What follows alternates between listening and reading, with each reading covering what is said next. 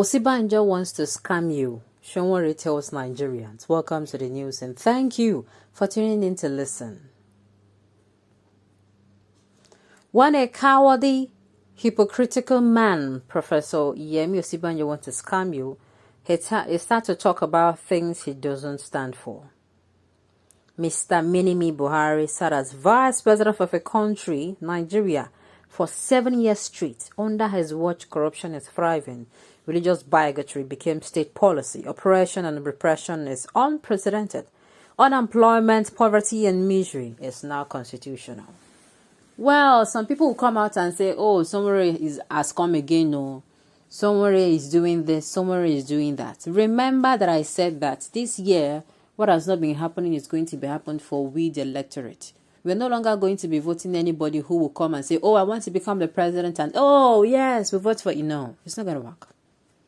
Neither are we going to vote for favoritism, not our favorite person. Because life has taught us that even our favorite person can cease to be our favorite person anytime. Of course, that person you so hold dear can tomorrow wake up and he's no longer that favorite person. Nothing is constant, nothing except change. And he's going to change towards you now. You will say, oh, I gave this person my support and he didn't please. Instead of you whining about it in the next 10, 20 years, why don't you build, or we build a Nigeria that is going to be beneficial to us? Why? This is why competency, somebody who is sincerely transparent, somebody whose only dream is to look up one day and say, oh, I actually mounted the foundation stone for this kind of Nigeria, so future of Nigerians are enjoying. Who is going to be able to say, maybe that time the person will be our great-grandfather. He will say, I mounted the foundation. I came in, I worked as president or with the president, and we turned Nigeria around. And we built Nigeria, a Nigeria that they are now enjoying. That is the kind of reward that they want. The person who would be coming in. Somebody who will come in and say, you know what? We are going to be proactive. The Boko Haram, okay, this is how they attack, this is how they attack. He will call the military person.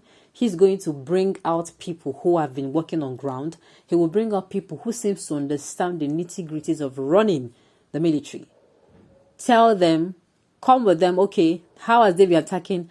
You put, okay, they have been attacking like this, and that. This means that something is wrong. There was a break in communication, or somebody, passed out information. Somebody who will want to build Nigeria. Somebody will come in and be proactive. Oh, this particular people, they struck these people. Well, the military struck these people and it's all over the media. Let's say, for instance, the news leaked. Fine, what do? We're going to protect this and this location because they'll be coming to attack. The person will always be 1-2 steps ahead. The person who will come in and who will say, you know what, policies that are not in any way effective in Nigeria, those one that does not favor Nigerians and Nigeria as a nation, they'll scrap it out. Because they know that anything that does not favor you today will definitely, it won't work. It can't be a bench warmer. It cannot. Somebody that will come in and is going to be proactive. He will know that, oh, the economy is booming now, so what do I have to do? I have to save for later days. Or Nigeria has to invest. They start looking for investment that will yield us. And will bring investment or invest in things that are going to yield Nigeria in the next 20, 30 years. Those are the kind of leaders we have. Leaders that will come in and say, oh, I made $4 billion. I made 4 million or 400 million, whatever. I made $4 billion, $4 trillion, whatever amount of money. I met it here. I want to invest and I want to triple it. I want to make it 50. I want to make it 100. Somebody will come in and say, you know what, my predecessor, I want to do better. It is to have leaders like this that Nigeria will start as in the future of the Nigeria I have. I told you that the Nigeria that I stand for, that the person carrying the pregnancy is still in a 5th month, Abi. That Nigeria, the pregnancy will now move from 5th month to 6th month.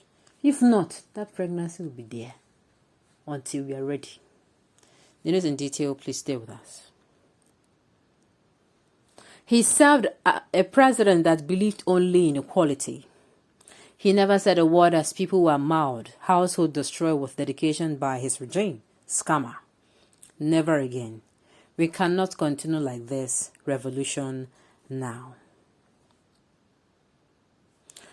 Nigerians deserve equal treatment, says Osinbajo. Vice President Professor Yemi Osinbajo said Nigeria should not see ethnic diversity as a point of difference, noting that all people, regardless of ethnicity and faith, deserve to be treated equally and fairly. I think he was seeing this as this particular one. He said this in reply to what Professor Osinbajo actually said. Somewhere you're the real scammer. You should find yourself in that position. Should you find yourself in that position, what difference can you make? Stop the deception. Okay. The writer is 100% correct. Not even a word of condemnation from a Christian pastor as the vice president of Nigeria. People will come and say, what if it is you? Wouldn't you do less? This is why I said we should start checking ourselves. I've said it severally. These people were not born politicians. Once upon a time, they were lecturers like us. They were people like us, wanting a better Nigeria. What changed? What changed? We should understand that in as much as we want a better Nigeria, we should be able to do our own bit. Our own bit is, it is high time we change the mentality in Nigeria. How do we change it? Charity begins at home.